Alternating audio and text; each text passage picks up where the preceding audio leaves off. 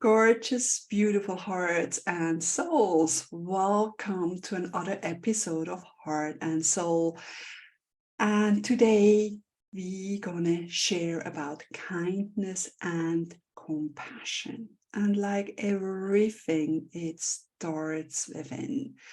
And the most kind-hearted people are often the ones that are so harsh with themselves. And we can have so much compassion for everything and everyone, and we lack self-compassion. So today we're going to share about kindness and compassion. They sort of go hand in hand.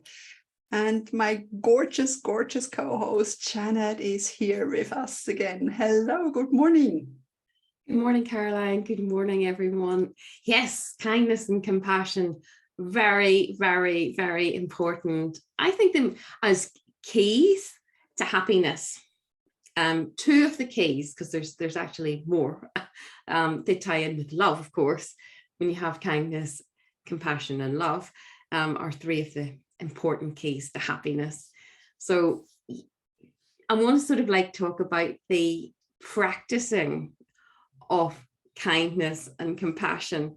And when people say a practice, you think of yoga, or you think of maybe music, or that sort of practicing. And it's the same thing with kindness and compassion. As you said, Caroline, kind-hearted people, who naturally they're givers. They want to take care of other people. They can see it and they connect in both from a kindness and also compassionate side.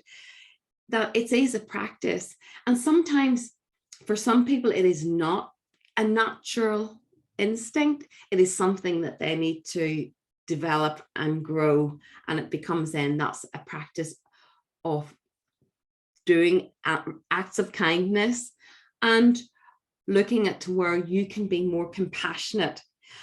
But when we say about compassion and kindness, we always often think of it's for everyone else, that you give to everyone else. But we know there's a little bit more to it, don't we, Caroline? Absolutely, absolutely. It always starts within. And sometimes I had triggers, when there were signs up, be kind to people. And I was like, I'm already kind, Oh, what do you want more? And of course, we all know the people, they come into a restaurant and they are maybe arrogant, rude, maybe having a bad day, but then they're letting off their steam at the staff, which is really, really not okay. And so I see the signs that it's really important to be kind to others. And we can be kind in several ways. When we pass someone, we can greet them. We can give them a smile. We can acknowledge them by just looking them in the eye and maybe nodding. There are so many ways of being kind. Or in public transport, when an elderly person comes in, you can offer your seat. And so many things to be kind. And just sometimes it's just about maybe texting someone you haven't seen for a while, or just saying, oh, I thought of you, hope everything is okay with you, wishing you a great day. Kindness comes in so many forms, and also kind to yourself. And that's of course starting again with the thoughts we have, how our inner self-talk is. Because I naturally kind, like you, really helping others, kindness, always polite and kind to anyone, because I feel everyone is giving their best. And but I was so harsh on myself. And also another thing that just came to my mind is a saying that was really eye-opening for me. A person who is kind to you, but the same person who is then not kind to the waiter or someone, is not a kind person. And that happened, of course, with my ex-husband. He was always kind to me and the children, but when we went on vacation, and then he was very impatient with the check-in lady, and he was very sort of like superior, and you know, really. And I always made the excuse, yeah, he is stressed or something, but he was not a kind person. And I think that is also important. Kindness doesn't depend on the people or the rank or anything. Kindness comes from the heart and goes out to every living being, and the trees and nature and everything. But I'll hand it over to you, Janet. Yeah, I agree with you. I mean, in different roles I've had, different job roles as well. I remember once sort of, you know, I had to organize an event and we needed something done. And my boss said, you know, very demanding, get this done, get this done. And I was thinking, how am I going to do this? But actually, I am somebody that just talks to everybody. And luckily I knew or had contact with the person, and because I made an effort, just naturally, it wasn't to get anything, because that's not us. But then it was really nice that I could go, look, we have this issue, would you be able to help us to resolve it? And because we had that connection, he was very supportive, very helpful, and we got it done.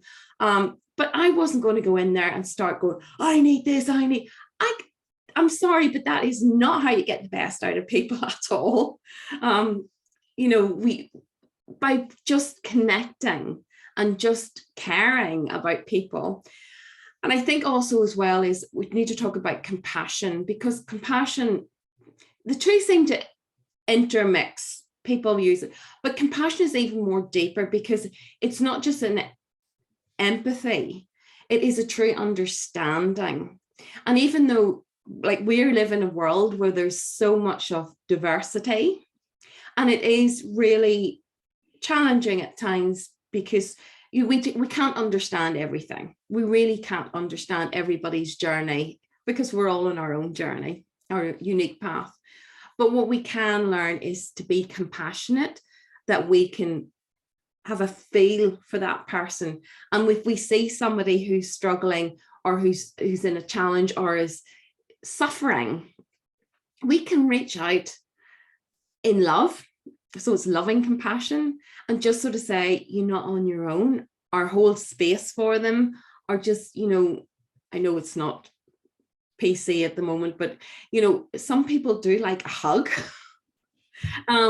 So, you know, it's reading people and being there, because we are not designed to be alone.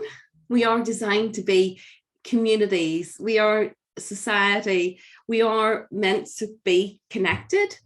And it just, sometimes it feels that, you know, there's so much put in place to disconnect us. And compassion and kindness are two of the things that tools we can use to bring people together. What do you think, Caroline? Definitely, definitely. I mean, as an introvert, I really appreciate my solitude, you know, and as an empath, we know we have a select few gorgeous friends, but it's that, yeah, the community, that togetherness. And compassion is also, for me, getting a sense of where that person is coming from. And I mean, as sensitive souls, we get that feel, you know, and sometimes, yeah, even with my children, I had to, I think it's also about not taking things personally, you know, when they come home in the evening and they're sort of like, and then just taking a step back and saying, oh, they had a stressful day, they need to unwind first, instead of jumping in and saying, you don't talk to me like this, and then you wiggle each other up, but just giving people a space and getting that sense of, oh, if they had a hard day, or they're just really tired or grumpy, and accepting that, and yeah, not taking it personal, just say, okay. And sometimes asking, would you rather be alone or shall I sit with you? You know, giving the power over to the person. And or even when someone in grief, sometimes they rather be alone than be with someone. And it's always good to ask, sort of like, I understand you're going through this. I'm always here for you. I can just sit there quietly if you just need someone to hold your hand or hug you. But I also understand if you just rather be on your own, you know, giving that. And that comes from compassion and asking people, you know, like you said, some people love a hug. And if we go around and just hug everybody, not everybody loves everybody wants the that. hugs, you know, they don't love that closeness. And yeah, compassion comes from an understanding of the background or where the people come from, and in a way of feeling how they're feeling, or, you know, putting ourselves into their situation. And yeah, again, being compassionate with oneself, you know, always, because I was always so happy to give the other person benefit of the doubt, or say, okay, they had a bad day. But I didn't allow myself to have a bad day, you know. I was putting the barrier so high. I said, so I had to be perfect. I always had to be a good mom, a good, you know, everything. I'm not supposed to lose my temper. I'm not to scream or whatever. But instead of just saying, I am only human, you know, and I try my best. And some days I fail, you know, like when you have a cold or didn't sleep well, or if it's just a lot going on.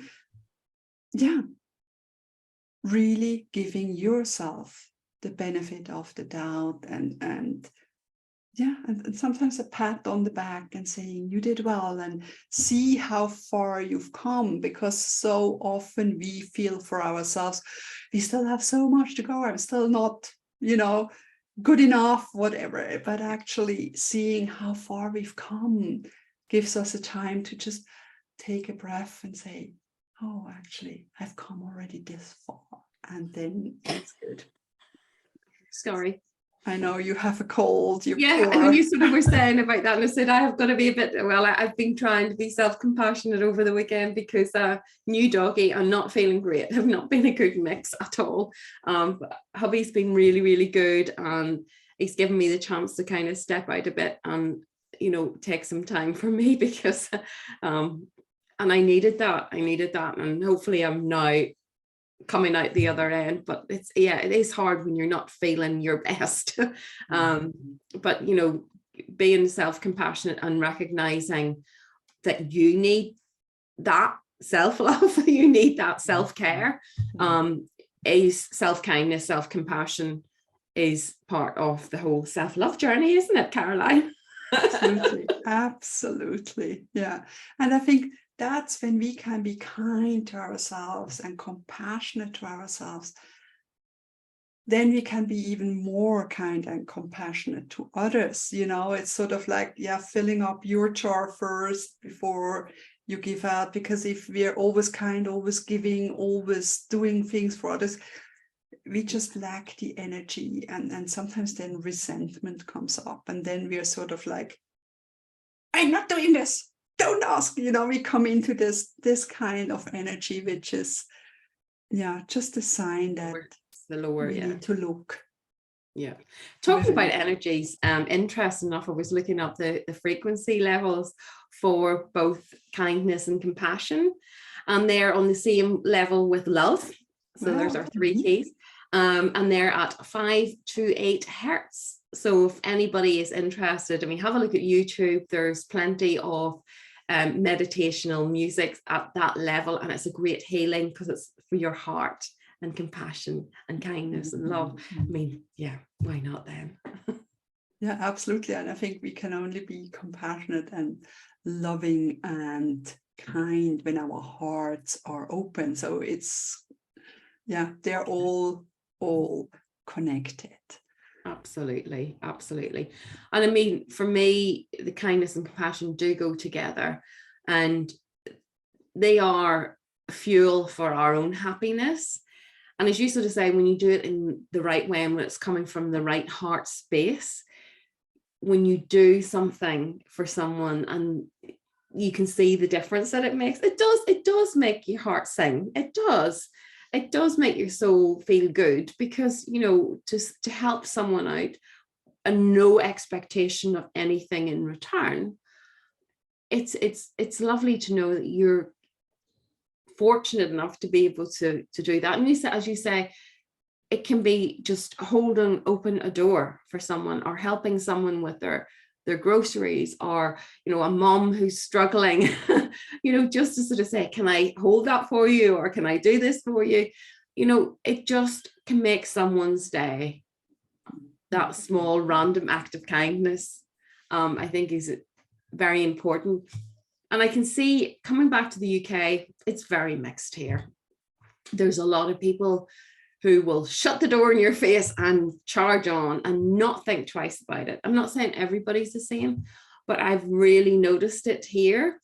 And it's lovely when you see someone who does, even from, if you're not part of it, but you see it happening and you think, oh, that makes my heart sing as well, to know that there's still people doing that. So, you know, if you're watching this, listening to this, go out today and make someone's day. Just do a random act of kindness, show compassion, really tune into these practices and practice them as much as you can, because you will energetically benefit from that.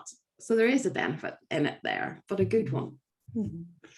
It is. And people have low days or come up on hard times, and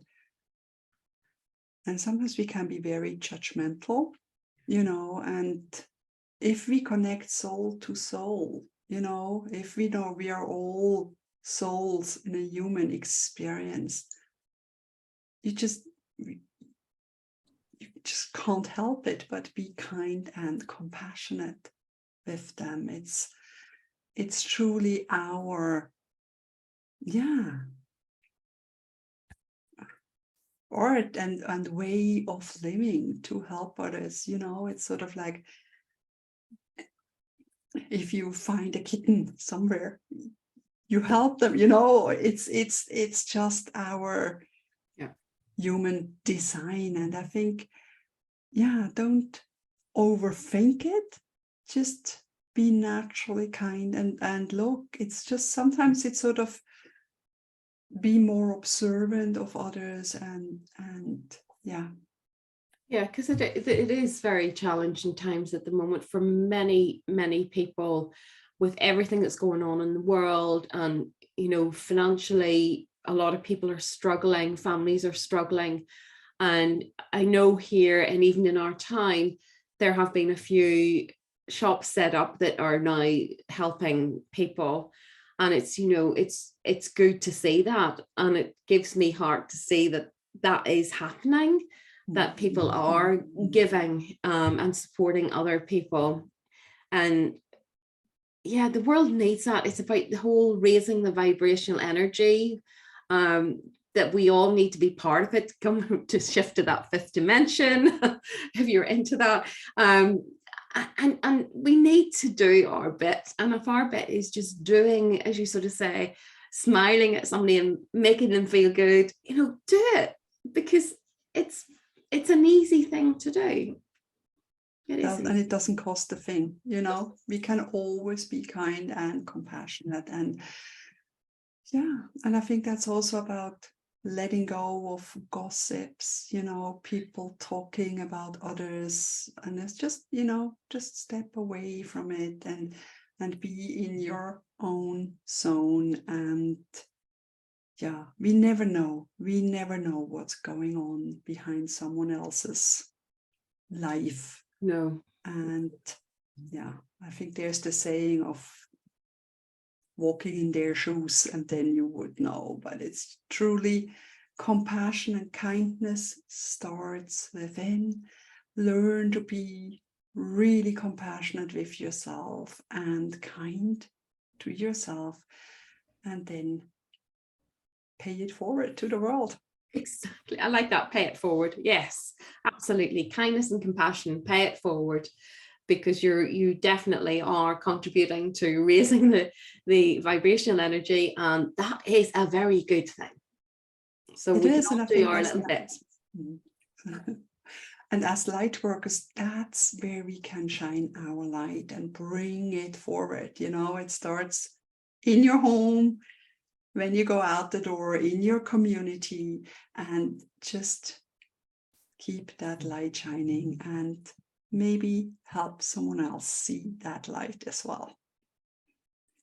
Exactly. As you sort of say, our light, we shine it and we boost someone else's light, and that passes on, and soon there's a whole bright light shining into the world. Mm-hmm. That's a good thing. Yeah. Mm-hmm. Yeah. Let's imagine a kind, compassionate world where everybody's helping each other instead of fighting each other. That would be truly beautiful. Absolutely. Is there anything else you love to share, Janet? No, I think that's sort of the key things that we've talked about, is about what kindness and compassion are, and also about the importance of self-kindness and self-compassion, because as you sort of say, sometimes we can be very generous to other people, but very hard on ourselves. So we need to change that around. We also need to be good to ourselves. And as you sort of say, when we're in a good place, then that lovely ripple effect really can transform the world. Mm-hmm. So I'm hoping that if you've listened today, that you're leaving with some ideas of ways that you can practice or improve your practice of kindness and compassion, because they are key. Definitely. And thank you so much for being here. We're sending you so much love and kindness and compassion in your life and around you. Thank you. Thank you. Love and light blessings.